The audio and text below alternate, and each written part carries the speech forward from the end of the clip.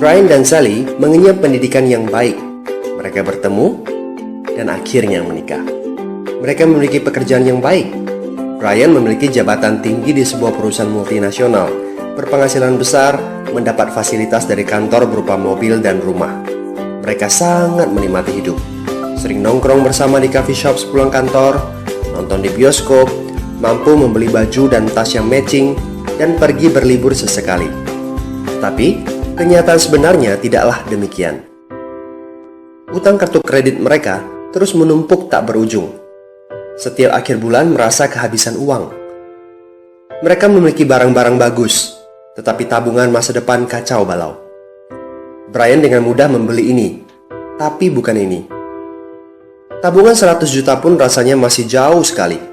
Sudah kerja lebih dari 10 tahun, tapi belum sanggup membeli rumah sendiri. Masih tinggal di rumah milik kantor dan mengendarai mobil milik kantor. Tanpa disadari, keluarga ini menggali lubang kemiskinan. Keuangan mereka hanya cukup untuk membiayai kehidupan keluarga saat ini. Mereka harus terus bekerja untuk menghasilkan uang. Pertanyaan yang paling ditakutkan adalah bagaimana jika mereka sudah tua, kemampuan bekerja sudah menurun, atau salah satu anggota keluarga terdiagnosa penyakit serius yang membutuhkan biaya yang sangat besar. Apakah kehidupan Brian dan Sally mencerminkan kehidupan Anda? Apakah saat ini Anda memiliki penghasilan, tetapi sebelum akhir bulan sudah merasa kehabisan uang? Memiliki hutang berkepanjangan yang tidak ada habisnya? Memiliki barang-barang bagus, tetapi khawatir karena tidak punya tabungan?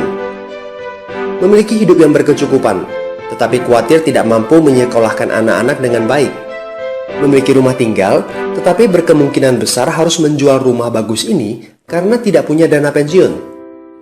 Jika Anda menjawab ya pada salah satu saja pertanyaan tadi, saatnya untuk memperbaiki diri. Mau jadi seperti apa kita ini kalau ternyata kita sebetulnya hanya gaya dari luar saja? Mau hidup kropos seperti ini sampai kapan? Aha, mari kita mulai menabung. Nah, apakah menabung saja cukup? Berapa banyak yang bisa Anda sisihkan untuk ditabung setiap bulan? Mari kita ambil contoh. Anda berencana untuk memiliki rumah dan mobil. Katakanlah harga rumah 600 juta dan harga mobil 200 juta.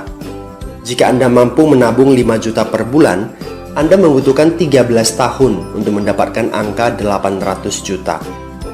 Masalahnya, inflasi membuat harga rumah dan mobil melambung tinggi. 800 juta akan menjadi 2,7 miliar 13 tahun kemudian, jika kita asumsikan rata-rata kenaikan barang 10% per tahun. Ini masih soal impian untuk membeli rumah dan mobil. Padahal, masih banyak kebutuhan lain yang perlu dipersiapkan jika ingin hidup lebih baik.